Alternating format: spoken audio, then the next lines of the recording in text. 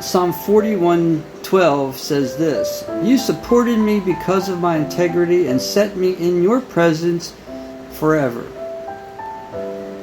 We all want God's support, but sometimes we're not really operating according to His will, according to His word, according to His commandments, according to what the Bible tells us we should do. This is one of these verses when I read it, I think to myself, I wish that was always me. I wished I could always say that.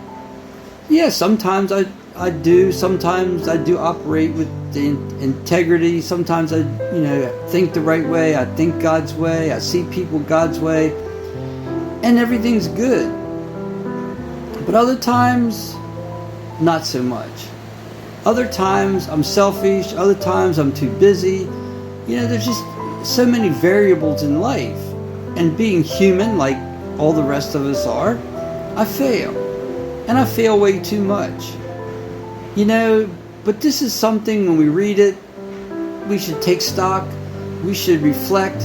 How am I doing? How am I doing on this account?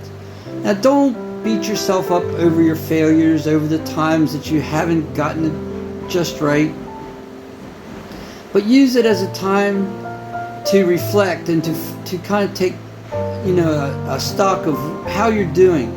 Where can I improve? How can I improve?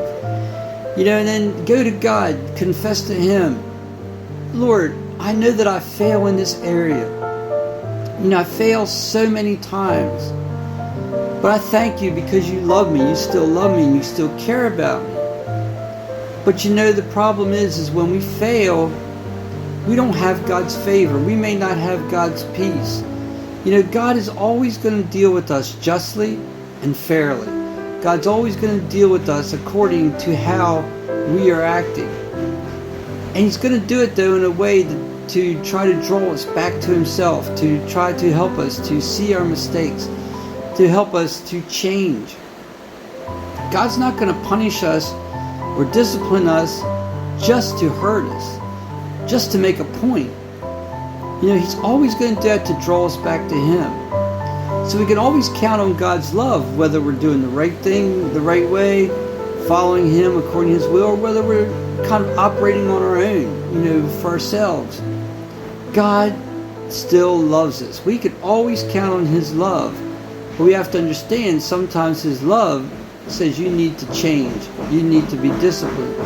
So His love sometimes contains rebuke. Accept that rebuke and turn yourself over totally and completely to God.